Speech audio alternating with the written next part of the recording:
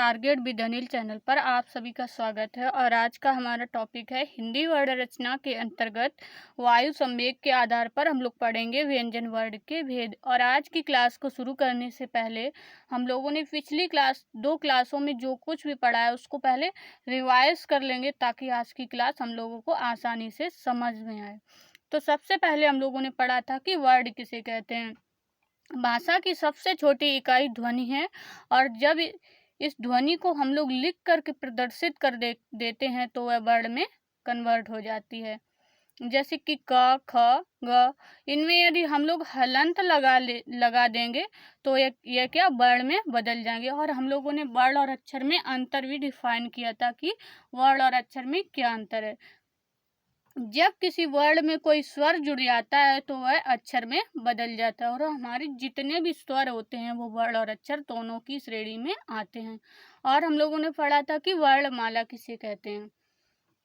वर्णों के क्रमबद्ध समूह को वर्णमाला कहते हैं। और हम लोगों ने क्या पढ़ा था कि वर्णों का वर्गीकरण कितने रूपों में किया गया है। वर्णों का वर्गीकरण 3 रूपों में किया गया है। पहला उच्चारण स्थान के आधार पर, दूसरा वायु संवेग के आधार पर और तीसरा तारत्व के आधार पर, जिसमें हम लोग उच्चारण स्थान के आधार पर हम लोग वर्णों का वर्गीकरण पढ़ चुके हैं। जिसमें हमने स्वर के 4 भेद पढ़े थे।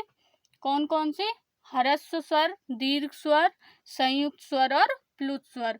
और व्यंजन के 5 भेद पढ़े थे। कौन कौन से थे?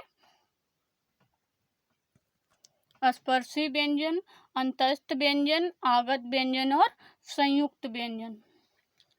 तो अब हम लोग क्या पढ़ेंगे? वायु संवेग के आधार पर वर्णों का वर्गीकरण, यानी कि वायु संवेग के आधार पर व्यंजन के भेद बताए गए हैं। यहाँ पर वायु संवेग के आधार पर स्वर वर्ण से कोई भी लेना देना नहीं है। जबकि हम लोगों ने यहीं पर उच्चारण स्थान के आधार पर जब पढ़ा था तो स्वर के अलग भेद पढ़े थे और व्यंजन के अलग भेद पढ़े हैं। यहाँ पर वायु संवेग के आधार पर केवल व्यंजन वर्ण के भेद हैं और स्वर वर्ण के कोई भेद नहीं है। तो अब हम लोग पढ़ेंगे कि वायु संवेग के आधार पर व्यंजन वर्ण के कितने भेद होते हैं। तो वायु संवेग के आधार पर व्यंजन वर्ण के 2 भेद होते हैं। कौन कौन से? अल्प प्राण और महाप्राण। तो हम लोग ये कैसे याद रखेंगे कि अल्प प्राण और महाप्राण वायु संवेग के आधार पर आते हैं? क्योंकि बिल्कुल सेम इसी तरीके से होता है। तारत्व के आधार पर व्यंजन वर्णों के भेद 2 ही प्रकार के होते हैं। उसमें होता है घोष और सघोष। तो हम लोग कंफ्यूज कहाँ कर देते हैं कि वहाँ पे अल्प प्राण और महाप्राण रख देते हैं और यहाँ पर घोष और अघोष रख देते हैं। यही नहीं पता चलता है कि कौन किस में रखें। तो ये हम लोग ये यहाँ कैसे रखेंगे याद कि अल्प प्राण और महाप्राण वायु संवेग के आधार पर है। तो वायु का मतलब क्या होता है? प्राण। हमारे प्राण जो है ना बिना वायु के नहीं रह सकते, यानी कि बिना हवा के हम लोग जीवित नहीं रह सकते हैं। तो वायु और प्राण का कॉन्सेप्ट है ना, तो ऐसे हम लोग याद रख लेंगे कि अल्प प्राण और महाप्राण किसमें है? वायु संवेग के आधार पर। तो अब हम लोग याद रख लेंगे कि वायु संवेग के आधार पर व्यंजन के कितने भेद होते हैं? 2 भेद होते हैं, अल्प प्राण और महाप्राण। जिसमें अल्प प्राण का मतलब होता है कि अल्प का मतलब होता है थोड़ी, प्राण का मतलब होता है हवा। इसी तरीके से महाप्राण में देख लेंगे। महा का मतलब अधिक तो नहीं होता है, लेकिन हम लोग ऐसे याद रख लेंगे कि महा का मतलब अधिक, प्राण का मतलब हवा। जिनको बोलने पर अधिक हवा बाहर निकले वो किस में जाएंगे? महाप्राण में। और जिनको बोलने पर थोड़ी हवा बाहर निकले वो किस में जाएंगे? अल्प प्राण में। अल्प प्राण की हमारी परिभाषा क्या हो गई? जिन व्यंजन वर्णों को बोलने में थोड़ी हवा बाहर निकले वो किस में जाएंगे? अल्प प्राण की श्रेणी में। और जिन व्यंजन वर्णों को बोलने में अधिक हवा बाहर निकले उनको क्या कहेंगे? महाप्राण। अब पहले हम लोग अल्प प्राण के बारे में विस्तार से पढ़ लेते हैं, उसके बाद हम लोग पढ़ेंगे महाप्राण के बारे में। अल्प प्राण में प्रत्येक वर्ग का पहला, तीसरा, 5वां वर्ण तथा या, र, लावा, इनको किसमें? अल्प प्राण की श्रेणी में रखा गया है। यानी कि अल्प प्राण के अंतर्गत प्रत्येक वर्ग के जो भी हमारे विषम नंबर्स होते हैं, यानी कि हर वर्ग में कितने, स्पर्शी व्यंजन में हम लोगों ने पढ़ा था कि वर्ग होते हैं ना, हर वर्ग में कितने वर्ड होते हैं, 5। और उस 5 में जो विषम नंबर्स होते हैं वो सब किस में आते हैं, अल्प प्राण की श्रेणी में। और जो सम नंबर्स होते हैं वो किस में जाते हैं, महाप्राण की श्रेणी में। एक तो ये कॉन्सेप्ट हो गया। और दूसरा क्या याद रखेंगे कि जिनको बोलने में थोड़ी हवा बाहर निकले, तो हम लोग पढ़ के देख लेते हैं ना, किन को बोलने में थोड़ी हवा बाहर निकल रही है और किन को बोलने में अधिक हवा बाहर निकल रही है। जैसे कि का में थोड़ी हवा निकली, इसके अपेक्षा खा में अधिक हवा बाहर निकलेगी, तो खा किस में चला गया, महाप्राण में। खा और इसके बाद गा में थोड़ी हवा निकली, तो ये किस में रह गया, अल्प प्राण की श्रेणी में। गा के बाद घा में अधिक हवा बाहर निकलती है, तो घा किस में चला गया है, हमारा महाप्राण की श्रेणी में। इसी तरीके से फिर उसके बाद आता है इंग्या, यानी कि एक छोड़कर एक। पहले क के बाद घा चला गया किसमें, महाप्राण में। उसके बाद गा के बाद घा चला गया महाप्राण में। फिर इंग्या किस में आ गया, अल्प प्राण में। और इसी तरीके से इसको देख लेंगे। चा के बाद छा किस में चला गया, अल्प महाप्राण में। और जा के बाद झा किस में चला गया, महाप्राण में। फिर उसके बाद यहाँ किस में आ गया, या में कम हवा निकलती है ना, तो किस में रह गया, अल्प प्राण में। इसी तरीके से टा की अपेक्षा ठा में अधिक हवा बाहर निकलती है, तो वो किस में चला गया, महाप्राण में। और टा में कम हवा निकलती है, तो किस में रह गया, अल्प प्राण में। और डा में कम हवा निकलती है, तो अल्प प्राण में। और डा की अपेक्षा ढा में अधिक हवा निकलती है, तो किस में चला गया, महाप्राण में। ऐसे पढ़ते हैं ना, डा ढा, तो ऐसे। और फिर उसके बाद अड़ा आ गया किसमें, अल्प प्राण में। इसी तरीके से इसको देख लेंगे। ता के बाद ता को आराम से बोला ना, ता में कम हवा निकली तो अल्प प्राण में। उसके बाद था में अधिक निकली तो किस में चला गया, महाप्राण में। इसी तरीके से दा की अपेक्षा धा में अधिक निकली तो किस में चला गया, महाप्राण में। जिसमें कम हवा निकलेगी वो किस में रहेंगे, अल्प प्राण में। और जिसमें अधिक हवा निकलेगी वो किस में चले जाएंगे, महाप्राण में। और दूसरी बात कि प्रत्येक अंतस्थ व्यंजन अल्प प्राण अर्थात या अलावा अल्प प्राण की श्रेणी में आते हैं। तो हमने अंतस्थ व्यंजन की परिभाषा क्या पढ़ी थी, जिनको बोलने में वायु कहाँ जाए, अंदर की ओर जाए। जिनको बोलने में वायु अंदर की ओर जाए उनको क्या कहेंगे, अल्प प्राण। उनको क्या कहेंगे, अंतस्थ व्यंजन। और यहाँ पर क्या हो रहा है, वायु निकल तो रही है लेकिन थोड़ी निकल रही है। यानी कि जब हम किसी भी वर्ड को बोलेंगे, अगर उनको बोलने में ऐसा हमें महसूस हो रहा है कि वायु हमारे अंदर जा रही है, तो कुछ ना कुछ तो वायु बाहर भी निकलती है। ऐसा तो नहीं पूरी की पूरी अंदर जा रही है। तो उसी तरीके से वहाँ पे क्या था कि वायु अंदर की ओर जा रही, तो इसमें क्या है, वायु थोड़ी वायु बाहर के लिए निकल रही, इसलिए इसको किस में रख दिया, अल्प प्राण की श्रेणी में। यानी जितने भी हमारे अंतस्थ व्यंजन है, प्रत्येक अंतस्थ व्यंजन अल्प प्राण व्यंजन कहलाता है। अर्थात या र लावा क्या है, अल्प प्राण व्यंजन है। ये हमने सीख लिया। अब हम आ जाते हैं महाप्राण पे। महाप्राण के बारे में हमने जान लिया कि जिनको बोलने में अधिक हवा बाहर निकले वो किस में जाएंगे, महाप्राण की श्रेणी में। और प्रत्येक वर्ग का दूसरा और चौथा वर्ग, इसमें दूसरा और चौथा वर्ग इसमें क्या है, हमारे सम नंबर्स रखे गए हैं, उसमें क्या विषम नंबर्स रखे गए हैं। प्रत्येक वर्ग में कितने वर्ड होते हैं, 5 वर्ड होते हैं। कितने वर्ड होते हैं, 5। जिनमें से विषम नंबर्स को अल्प प्राण में रख दिया गया और सम नंबर्स को महाप्राण में रख दिया गया। और प्रत्येक ऊष्म व्यंजन महाप्राण व्यंजन अर्थात तीनों सा महाप्राण कहलाते हैं। सा ख सा। और हमने ऊष्म व्यंजन की परिभाषा क्या पढ़ी थी, जिनको बोलने में हवा बाहर की ओर निकले वो क्या कहलाएंगे, ऊष्म व्यंजन कहलाएंगे। और इसमें क्या, अधिक हवा बाहर निकली, जब हवा बाहर ही निकल रही थी तो इसमें अधिक वाले में रख दिया। और जिसमें हवा अंदर जा रही थी उसको किसमें, कम वाले में रख दिया। जिसमें कम हवा निकल रही। तो ऐसे हम लोग एक कॉन्सेप्ट बना लेंगे।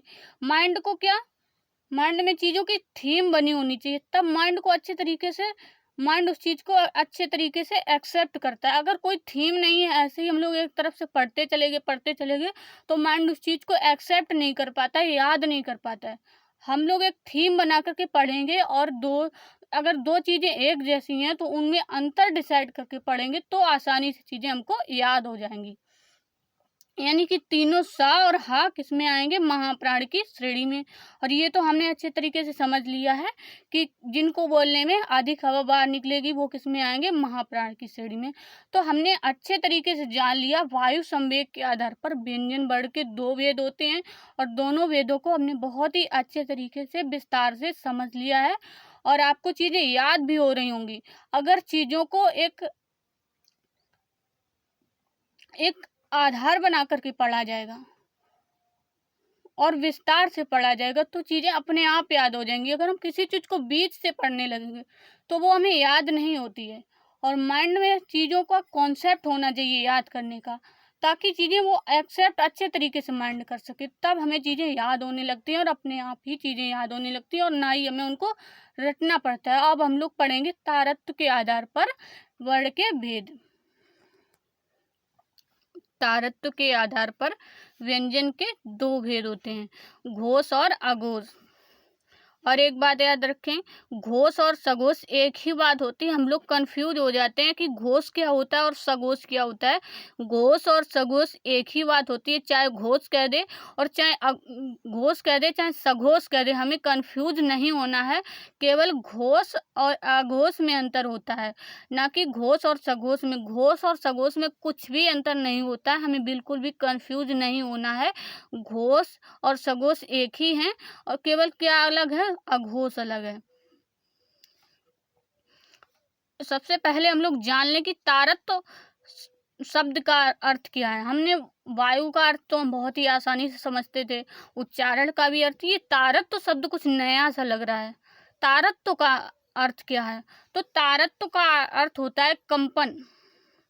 कंपन क्या होता है कि जैसे हम किसी भी, मान लो हम वो देखा होगा, ड्रम वाला होता है, बहुत बड़ा ड्रम होता है, तबला जिसको बोलते हैं, हमें खुद नहीं पता क्या नाम होता है उसका। उसमें अगर हम कुछ मार दें इस तरीके से तो उसमें आवाज़ निकलती है, और वो काफ़ी देर तक एक गूंजती सी रहती है। तो उसमें क्या कंपन उत्पन्न होता है। इसी तरीके से वर्णों को बोलने में भी कंपन उत्पन्न होता है। वो कम और अधिक होता है, और किसी में होता है और किसी में नहीं होता है। लेकिन हम लोग सच में सही से वर्णों का उच्चारण ही नहीं करते हैं, जो हमें पता हो किस वर्ण में कंपन उत्पन्न होता है और किस में नहीं उत्पन्न होता है। जब हम लोग वर्णों का सही से उच्चारण करेंगे तभी तो हमें पता चलेगा कि किस में कंपन उत्पन्न होता है और किस में नहीं होता है, या हम करते भी हैं तो हमें पता नहीं है।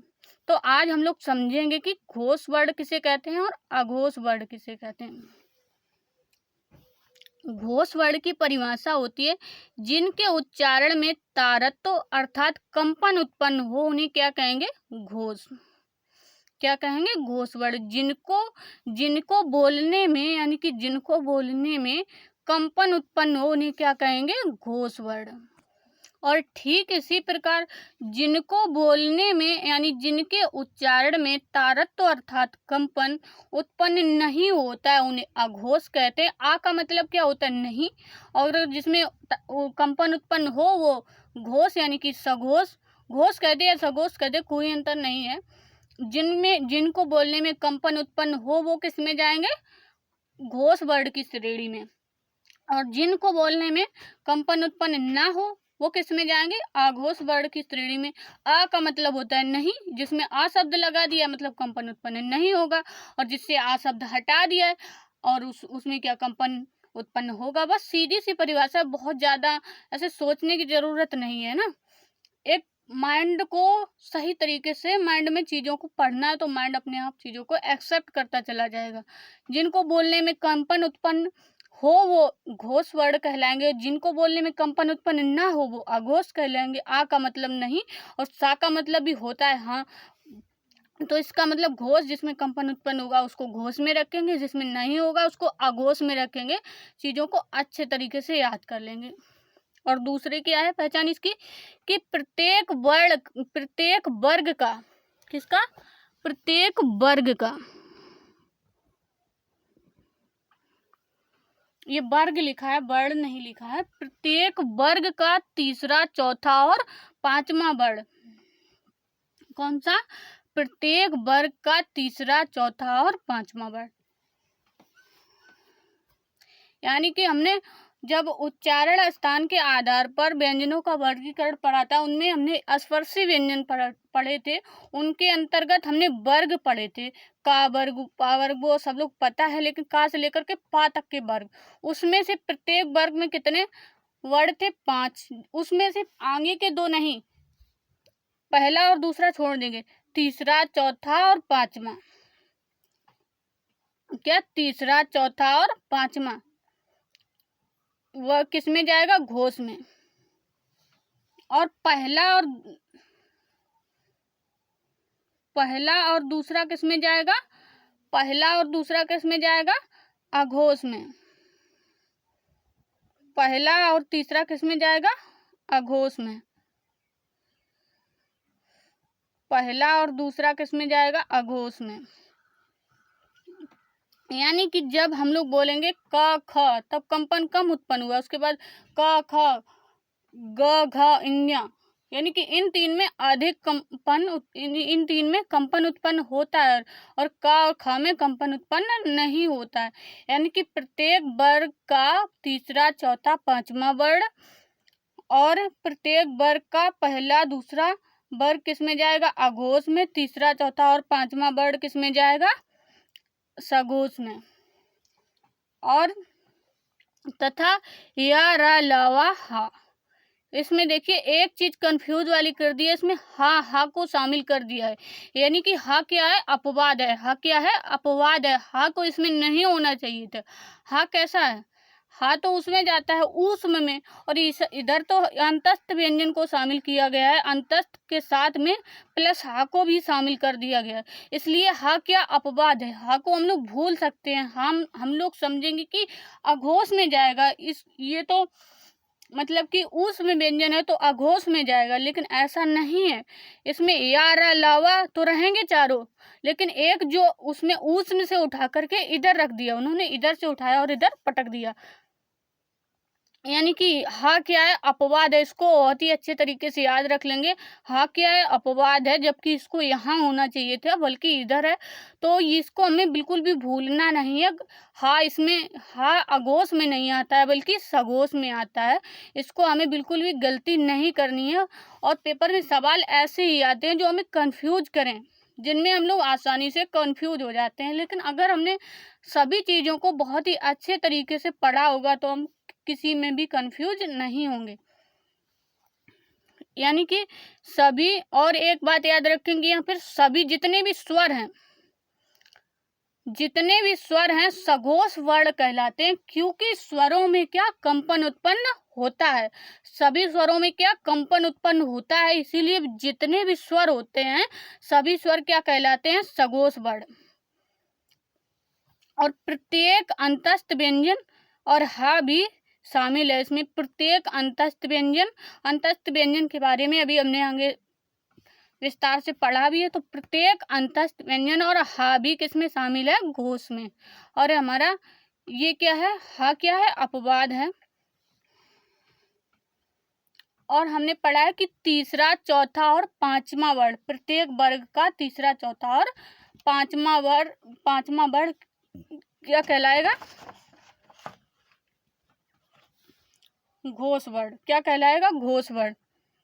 जैसे कि गा घ इंग्या,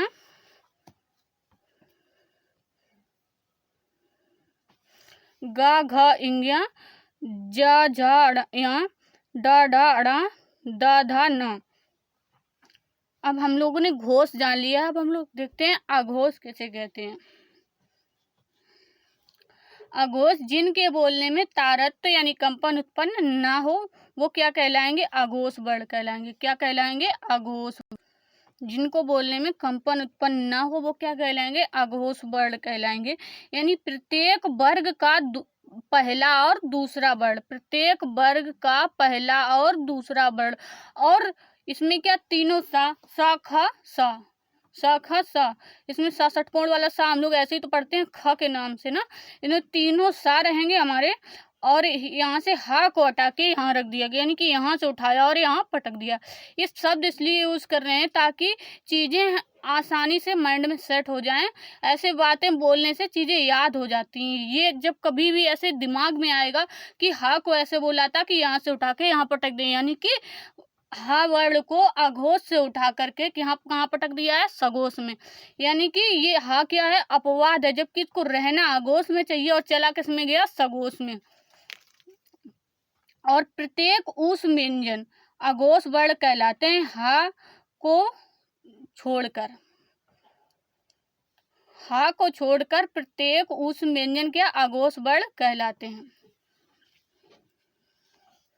यानी कि प्रत्येक वर्ग का पहला और दूसरा वर्ण क्या कहलाएगा, अघोष व्यंजन। जैसे कि का, ख, चा, छ, ट, ठ, ता, था, पा, फा। तो हम लोगों ने बहुत ही अच्छे तरीके से जान लिया कि घोष और अघोष में क्या अंतर है, और उसमें भी जान लिया कि अल्पप्राण और महाप्राण में क्या अंतर है। बहुत ही अच्छे तरीके से समझ लिया है, और उम्मीद करती हूँ कि ये सारी क्लास आप लोगों को समझ में आई होगी, और पिछली क्लासें भी बहुत ही अच्छे तरीके से समझ में आई होंगी। तो आज की वीडियो में बस इतना ही, और अभी इसमें काफ़ी कुछ बचा हुआ है, वो पिछली अगली क्लास में सब कुछ कवर कर लेंगे। उसके बाद हमारा ये चैप्टर कंप्लीट हो जाएगा। और वीडियो देखने के लिए आपका बहुत बहुत धन्यवाद। आज की क्लास में बस इतना ही। आगे की क्लास में अब हम लोग पढ़ेंगे